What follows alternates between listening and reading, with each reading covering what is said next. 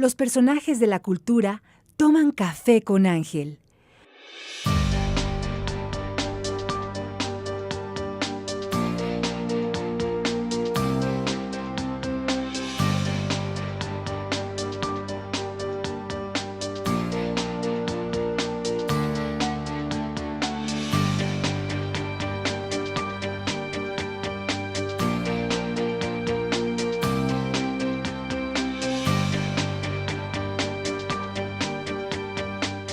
Café con Ángel. En el principio fue el consenso de Washington y pronto América Latina se vio inmersa en la llamada crisis de la deuda. Se resume aquí prácticamente el génesis de una ciudad allá en los ayeres cuando el tiempo comenzaba hasta el día de hoy. Y esto en este libro que yo me atrevo ya a recomendarlo como texto obligatorio de escuelas en Nuevo León. Al que lo lea le puedo garantizar que va a entender claramente lo que es la historia de esta nuestra gran y pequeña e inconfesable e inconfundible y querible y odiable ciudad. Tengo aquí al autor, a quien voy a saludar y lo hago con muchísimo gusto. Gracias. Qué bárbaro, mi querido Abraham. Oye, de veras que leí tu libro y digo, ¿cómo pudiste compendiar así desde que yo me fui a la génesis, al génesis del hombre? En el principio no había nada, bueno, así de la oscuridad, porque hasta allá te remites tú y llegas justamente hasta el siglo actual y lo que ha ocurrido en Monterrey. ¿Cómo eslabonaste bien las grandes etapas de nuestra ciudad, desde su génesis hasta ahora? ¿Cómo fuiste armando esto? Digamos que la mirada foránea, que la mantengo todavía para ver algunas cosas que de repente ¿no? la gente de un determinado lugar no alcanza a ver, y que el propio estudio, muy apasionado, la verdad yo me apasioné desde que escribí el libro, cuyo título es El Grupo Monterrey, con la ciudad, con sus problemas, con su historia. Y eso me llevó pues en un determinado momento, sobre todo cuando ya se anunció la convocatoria para participar en el certamen de ensayo Monterrey 400 en torno al cuarto centenario de fundada la ciudad, ¿no? Me animé para escribirlo, desde luego pues yo tenía antecedentes en términos de estudio, de conocimiento, el tiempo mismo te va permitiendo que entre oídas y leídas, pues tú vayas absorbiendo lo que es el alma de las cosas. Es el alma de las cosas, permíteme tantito, porque esto, estimados televidentes, fue la presentación de Visión de Monterrey por Abraham Nuncio. Con esto estamos entrando en Café con Ángel y yo quisiera que para que el nombre de Café con Ángel tenga mayor sentido, pues nos tomemos un sorbo de café, mi querido Abraham, porque hay que platicar con esto. Caray, hombre, gracias por estar aquí en tu casa. Desde luego. Ojalá y lo saborees. Calientito como nos gusta. Muy bien. Y muy bueno. Muy bien, qué bueno. Oye, pues bueno, es así me lo estás presentando ya y así te diría yo cómo reuniste este génesis del libro, por decir algo, pero ya después, ya entrando al libro, una dedicatoria que haces al lector. Las dedicatorias también son importantes, las dedicatorias que tú haces, las tengo aquí así de pronto señaladas porque tuve que hacerlo, ¿verdad? Decir, bueno, convertir el génesis en un solo libro de lo que es Monterrey, a decir, es una abuela no visitable, sino muy de pocas veces, lo que sería el Monterrey actual, es un rango de la historia de la humanidad a través de una ciudad.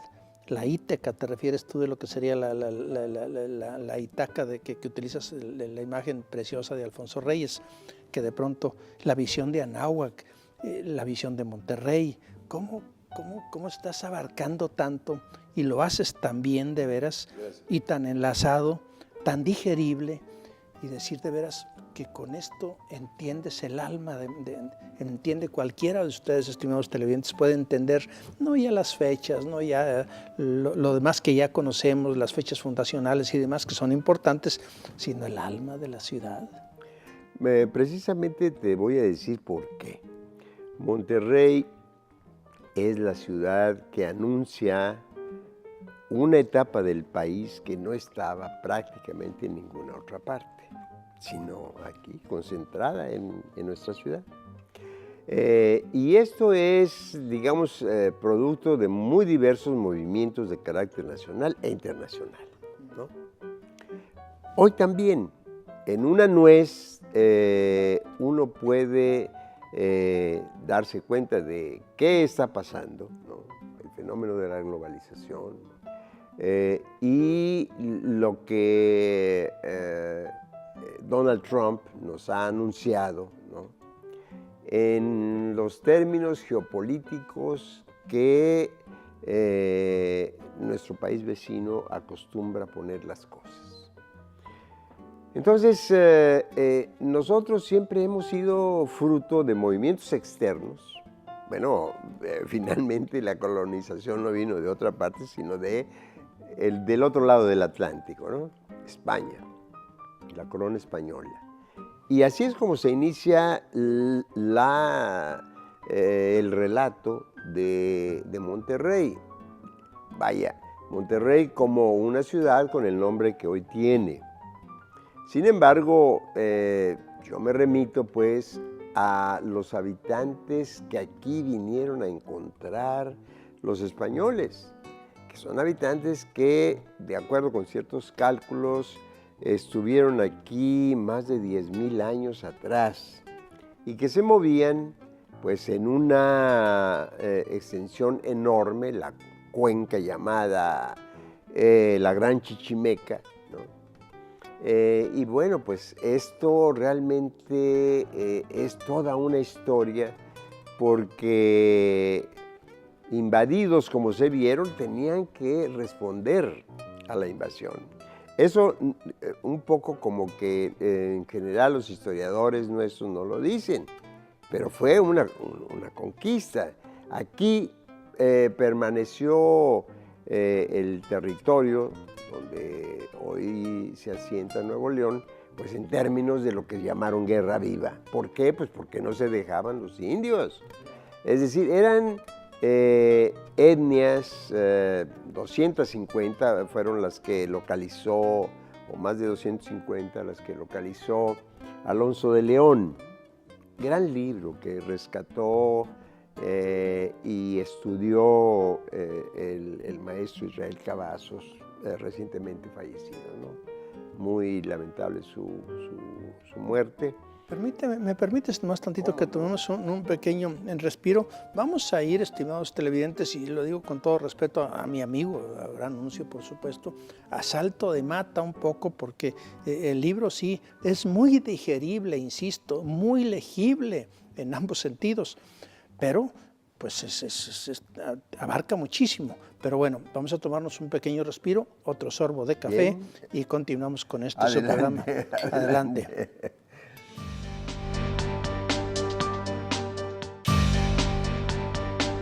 Con la obligación y la necesidad de ser breves, pero al mismo tiempo de que se entienda todo el contenido del libro, está dividido en grandes etapas. ¿Me las podrías así sintetizar cuáles son las? Sí, pues, mira, esta primera etapa es cuando aparecen pues, los españoles y es una etapa difícil para ellos, muy difícil, primero porque las condiciones no eran las mismas que en el sur. Aquí no había grandes minas de metales preciosos, porque bueno, pues ahí se respondía a la lógica inmersa o íncita en esa frase de los agustinos que decía: el evangelio va donde hay plata, donde no hay plata no vale el evangelio.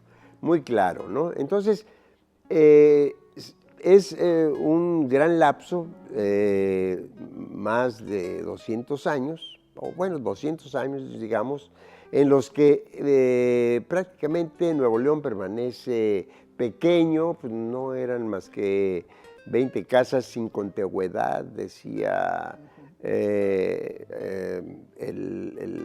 gobernador que llegaba en los años 20 del siglo XVII, ¿no? Martín de Zavala, un universitario, el primer universitario que tuvimos como gobernador.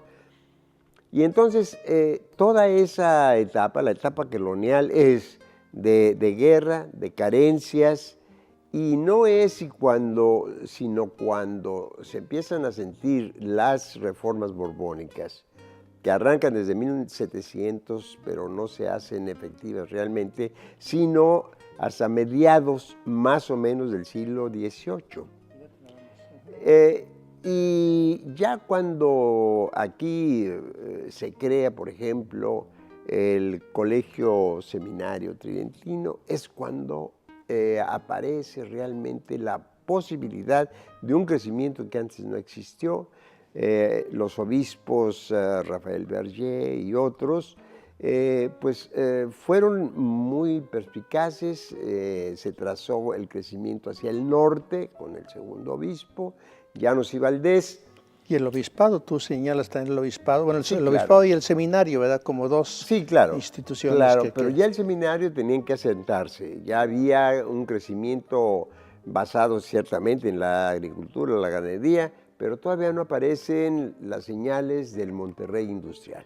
Eso no va a ocurrir sino como producto de varios factores. Tenemos la guerra que nos hace Estados Unidos, perdemos más de la mitad del territorio, y entonces la frontera le queda cerca a Nuevo León ya cuando el país es una nación independiente. Y a partir de ese momento, pues hay un tráfago, ¿no? Muy intenso entre las dos fronteras, quiero decir, entre las dos naciones divididas por la frontera, y vienen los europeos porque Monterrey aparece pues en un territorio cercano a Estados Unidos a invertir. Aquí tenemos una inmigración de élite. No es como ahora, bueno, que la gente se va para buscar mejores condiciones de empleo, etcétera. No, aquí venían a invertir. Y así es como nos encontramos a la primera generación de empresarios, ¿no?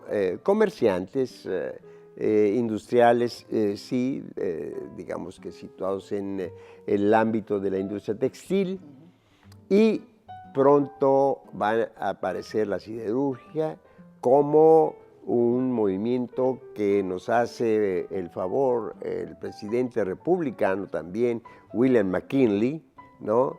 De elevar los aranceles, como ya nos amenaza Trump que los va a subir. Entonces al metal que se producía en bruto y que no tenía que pagar un impuesto, digamos así, de mayor dimensión, pues se le impone este arancel, y los propios dueños de siderurgias en Estados Unidos vienen y ponen aquí las primeras grandes siderurgias. Y este es el antecedente de la fundidora. Exacto, ya con eso andamos ya en el periodo, digamos, industrial. Y ya Monterrey ya es ciudad. Y ya es otra cosa. Ya es otra cosa, la colonia norteamericana es muy amplia. Aquí, mira, la base, lo he dicho, del desarrollo industrial es el calor, la siderurgia y la cerveza. Entonces se combinan Claro. de una manera muy inteligente, ¿no? Como para hacer crecer la ciudad, como para atraer masas de campesinos de San Luis, de Zacatecas, de Coahuila, en fin, de los estados vecinos. Con vecinos. Uh-huh. Entonces ya tenemos a un Monterrey industrial que se detiene momentáneamente con la revolución, ¿no? Los revolucionarios confiscan la cervecería, se produce una ruptura seria entre el grupo industrial de Monterrey y no el centro, que todavía no lo era, sino una de las fuerzas revolucionarias, que era el constitucionalismo. Entonces, después viene el nuevo régimen y también después de ciertos tirones y aflojones, ya para los años 40, nuevamente, y con la etapa de la sustitución de importaciones, tenemos una nueva era, por así decirlo, de acumulación de capital, un modelo económico que permitió que la clase media apareciera, ¿no? Que hubiera un determinado consumo de bienes semiduraderos, etc. Es decir, hay un crecimiento diferente que aparece pues, también con lo que llamamos el Estado benefactor, claro, que pronto se nos acaba hacia los años, principios de los años 80, ¿no? Bueno, ya dimos estos grandes saltos de mata. Yo te voy a pedir en esta última parte de nuestro programa que, bueno, quisiéramos platicar muchísimo contigo, mucho más. Pero lo hay hacemos tema después, para más, pero lo haremos después ahí con postprograma y con café.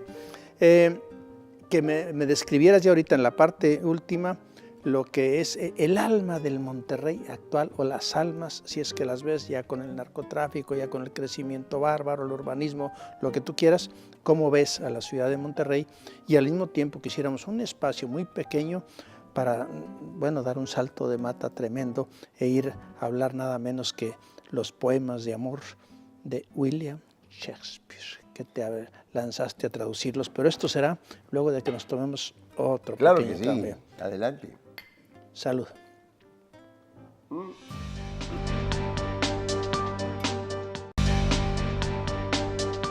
Estamos charlando a propósito de Visión de Monterrey de Abraham Nuncio, que tengo que decirlo, por supuesto, editado por la Universidad Autónoma de Nuevo León, que es uno de los libros que, entre otros muchos que ha editado la universidad, cuya labor, no necesito elogiarla, es reconocida por propios y extraños. Nosotros mismos nos hemos visto beneficiados en estos programas con el acervo libresco de nuestra máxima casa de estudios.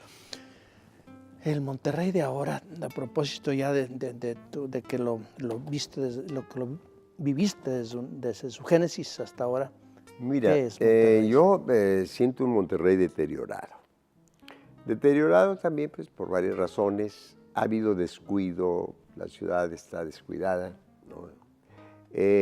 No hemos tenido gobiernos que verdaderamente se ocupen de mantener una capital importante como lo ha sido Monterrey a la altura de las circunstancias. Sentimos que no les interesa tampoco cuidar a sus habitantes. Y cuidarlos pues es cuidar todo lo que es la ciudad, su vialidad, sus servicios, etc. Tú vas por la ciudad y no sabes por qué calle andas. Nada más la nomenclatura, pues si llega una gente de fuera no sabe verdaderamente dónde anda, ¿no? Llena de baches. Y ha habido, digamos que un mini movimiento de migratorio hacia San Pedro, por ejemplo, ¿no? Entonces, quienes solían tener su residencia principal en Monterrey, ahora la tienen en San Pedro, es decir, fundamentalmente clase política y desde luego empresarios. Entonces, eso también ha repercutido en la importancia de la capital. Yo digo, antes San Pedro pues, era de Monterrey, ahora Monterrey es de San Pedro, ¿no? En términos reales, no es solamente una metáfora. Entonces, por esa razón, yo digo, bueno, aquí se requiere un rediseño de la ciudad y para eso necesitamos imaginación política ante todo, ¿no? Que verdaderamente pues, nos está faltando por todas partes. Entonces, eso es y compromiso con la propia ciudad, con la propia población de la ciudad, ¿no? Bueno, estás resumiendo así del génesis de no haber nada a lo que es ahorita, ahí queda. conseguible ya el libro, ya está Sí, publicado. desde luego conseguible, está por en la Casa supuesto, del ya Libro. en la Casa del Libro, que tiene de veras el sello y la garantía, y lo puedo decir de Abraham Nuncio, lo puedo decir a partir de que lo leí simplemente, y de que la verdad siento que es una revisión del alma de nuestra ciudad, desde mucho antes de que fuera soñada, por así decirlo, hasta la actualidad. Pero también, al fin escritor, al fin traductor, que es otra de tus labores que celebramos también, te has dado la tarea de traducir, seleccionar y traducir a William Shakespeare, poeta. Sí, digamos que aquí lo que me movió fue el hecho de que a Shakespeare lo conocemos como dramaturgo fundamentalmente, ¿no? Y poco como poeta. Desde luego esto es un fenómeno generalizado, no tanto en su lengua. En su lengua lo han recuperado a través de canciones populares, ¿no? A las mismas canciones se las ha recompuesto de tal manera que se las presenta en el lenguaje y en la métrica shakespeariana del soneto, porque en realidad él escribió 154 sonetos, de donde yo hice una selección en torno al tema del amor, porque además la mayor parte de sus sonetos es respecto a este tema, que a mí siempre me ha llamado la atención, biográfica y literariamente, ¿no? Aquí mismo estaba yo revisando en la Cosmos en el año de 1969, yo creo, 70 si acaso, principios, di una conferencia que se llama El Amor. Pero el fondo musical eran unas canciones isabelinas tocadas por unos amigos míos, ¿no? Con música que ellos compusieron. Realmente pues todo un evento muy grato, ¿no? Bueno, por lo menos para mí, luego uno no sabe. Pero, bueno, eso fue lo que me llevó ahora a pues hacer la traducción de estos sonetos de Shakespeare y presentarlo como poeta, el gran poeta que fue. ¿La editorial? La editorial es Empresas Culturales, que también está debutando como editorial en nuestro perímetro, ¿no? O sea, este es el primer libro, Que el primer edita título que edita Empresas Culturales. ¿Se puede editar en este tiempo y se debe editar libros, Abraham? Mira, yo digo que sí, siempre será necesario hacerlo, porque no es suficiente con cualquier tipo de pantalla en sus muy diversos tamaños ahora, como para poder leer con la placidez que permite un libro. Porque al libro tú lo tocas y estás tocando parte de la naturaleza, finalmente pues están hechos Papel, de corteza de árbol. Claro. Entonces, digo, de la pulpa del árbol, de lo que sea, pero finalmente tú estás tocando la naturaleza y eso te pone en otra actitud frente a aquello que tú estás leyendo, ¿no? Creo que el libro no debe desaparecer por ningún motivo y cualquier esfuerzo que se haga en ese sentido, bueno, pues yo siempre le daré la bienvenida, ¿no? Pues sí, nosotros también te damos de veras la bienvenida, estamos en lo mismo. TV Nuevo León, bueno, pues simplemente mantiene esta cultura, esta vocación por la cultura, y la verdad que desde la portada, extraordinaria portada con el Cerro de la Silla, y el libro vale la pena de veras que ustedes lo tengan por ahí y van a entender exactamente de por qué llegamos hasta ahorita, desde antes de que aquí fuese prácticamente la nada y la oscuridad. Abraham, qué gusto saludarte, de veras. Pues muchas a gracias ti te doy las que nos gracias hayamos por encontrado en el esto, espacio, ¿no? Y por la charla, porque en realidad si hay alguien con quien se pueda charlar en torno a temas culturales y específicamente literarios, eres tú. Uy, oye, pues con este elogio, me lo habrás grabado, por favor, porque quiero que se amplifique así grande y todo, viniendo de ti, se agradecen los elogios. Qué gusto, mi querido Abraham, de veras, enhorabuena. Gracias que estuviste de veras aquí. Gracias a Roberto Elizondo, que fue mi camarógrafo. Gracias a Andrés Rivera, que es mi productor. Gracias a Mario Vasconcelos, que nos asiste y nos ayuda. Y principalmente gracias a ustedes, estimados televidentes, que nos siguen como nos siguieron ahora en este Café con Ángel. Hasta la próxima.